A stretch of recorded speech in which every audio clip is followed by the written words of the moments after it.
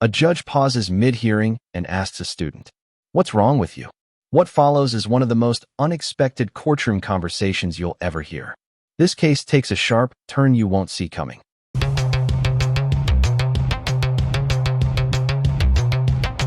G25 CR 1199 is called the State of Texas versus Kimberly Vasquez. That is you. President, your attorney, Mr. Franklin, and the state's attorney. Does the defendant waive a formal reading of this indictment and arraignment? Can we proceed in summary? Yes, Your Honor. In summary, this indictment alleges that on or about April 29th, 2025, in Jefferson County, Texas, you committed the second-degree felony of assault on a peace officer. It says by scratching and kicking the officer when you knew he was a police officer, lawfully discharging an official duty. What would you do? Why would you do something like that? That's so unladylike.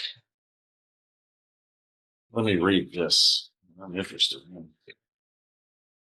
Well, this is just plain rude. What's wrong with you?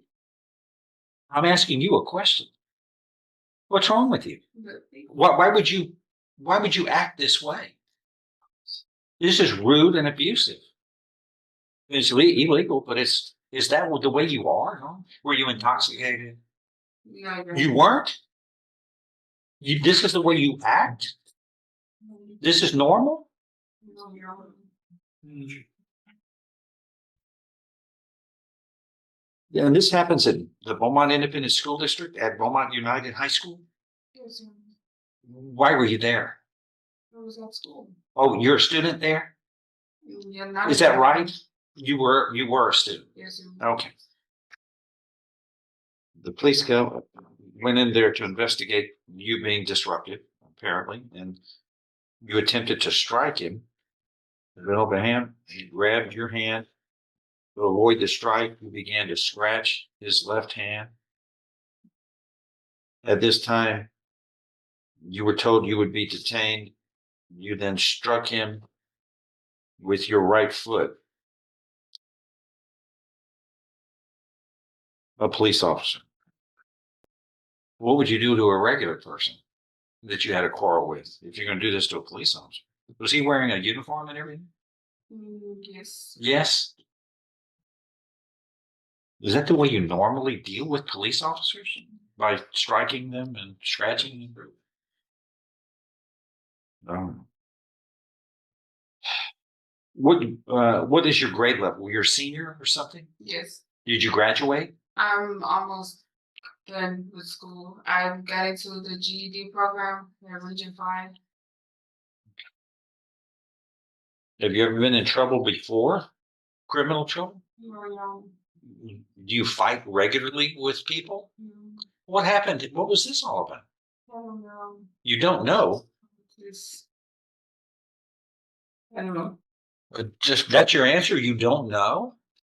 You know. What was it? Did something bad happen that day to you or something? That made you angry or There something? was a fight right before this, Your Honor, between them. Yeah, Yes, sir. I was trying to get it from Yes, sir. Well, kids. Were you in some kind of a disagreement, No. a fight or something? No, I was just waiting to go home And for no particular reason, you strike a police officer while you're waiting to go home. There's something stirred this up and provoked you, right? him getting in my face was provoking. Oh, well, police officers, I'm sure they just didn't do it just to enjoy it. I'm sure they did it because they were responding to some call, because that's what this states is I received a call via school radio for assistance in the administration building. I observed a Hispanic female, argumentative in nature and not following the directives by the administrator. So before he got there, you were apparently arguing with the school staff. And then as he approached you, you began to tell him in an aggressive tone that he was not to speak to you. Okay. Do you understand you're not the boss? I mean, when it comes to dealing with disturbances the officials have to handle. Okay. Well, you know what you've been through. You don't want to do this again, right? Okay. Oh, okay. I did speak with the complainant, Your Honor, and it was his wishes that the defendant did not receive a felony conviction. Yeah. Yeah. You were looking at here a second degree felony as it's indicted. This means if convicted, you would be looking at no less than 2, no more than 20 years confinement in prison. And a fine up to $10,000 could be assessed. Do you understand the punishment range for what you were indicted in? So, what the parties, your attorney and the state have done is agreed that this indictment would be prosecuted as a lesser included offense of a Class A misdemeanor, which carries with it, nobody wrote this down, but you need to on this, up to 1 year in the county jail and or a fine up to $4,000. It's not on you. Do you understand what you're facing here? And that this Class A misdemeanor would be disposed of by placing you on deferred or unadjudicated probation so that you would not be convicted of this crime so long as you follow the terms and conditions of probation that can be up to 2 years in length. Do you understand? If I follow this agreement, you have no right of appeal of your case. Do you understand that? How do you plead to the lesser included Class A misdemeanor of assault? Guilty or not guilty? Guilty. Are you pleading guilty voluntarily and because you are guilty? All right, I'm going to show you what's marked as State's Exhibit 1. Did you sign a document, understand it, discuss it with your attorney, or the contents all true and correct? Yes. State's Exhibit 1 is tendered into evidence. Without objection. Without objection, it is a. Among other things, this states you are mentally competent to enter your guilty plea. It's freely and voluntarily made. You know what you've been charged with. The indictment's been read to you, or you've read it. You were guilty of the crime charged and any lesser included offenses. You are giving up your rights to a jury trial and the rights to the appearance, confrontation, cross-examination of witnesses. Totally satisfied with the representation provided by your lawyer.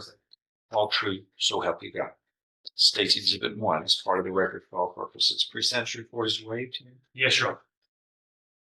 All right, I'm going to find as follows, ma'am, that you are pleading guilty voluntarily. You were mentally competent to do so. You understand and appreciate the consequences of pleading guilty. There's sufficient evidence supporting your guilty plea to find you guilty beyond a reasonable doubt. But I'm going to give you a second chance on this. I'm going to place you on deferred or unadjudicated probation, which means you will not be found guilty so long as you follow these terms and conditions of probation.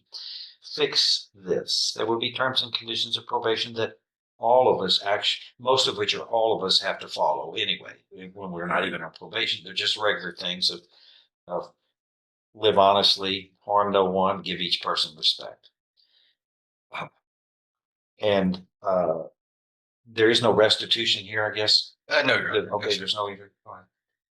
Make sure you follow these terms and conditions of probation. If you fail, your probation could be revoked, and then you could be found guilty and sentenced up to 1 year in the county jail, which you don't want.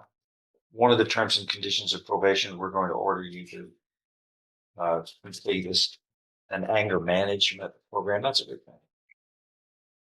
Helps you think about controlling your emotions before you're about to make an important decision that could affect your life. All right. Do you understand what's happened today? Yes, Your Honor. Okay. You're not a regular person who fights and loses control, do you? Oh, well, then fix it. Don't do that.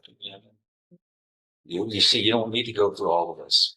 This is stuff that I think you're more worthy than this. You need to be in a better environment where you're getting educated, working, and taking care of a family and things like that. This will work out. Follow the rules and follow the probation office. Okay. Thank you very much. Thank you. Any excuse? So, like, Wait, how long is the probation? It's 2 years. 2 years. Thank you, Judge. Yes, sir. A single moment changed her entire future. and the judge's final decision surprised everyone in the courtroom. If you want more real courtroom cases, intense judge reactions, and raw moments like this, make sure you subscribe now. Your one click helps the channel grow and brings you more powerful stories every week.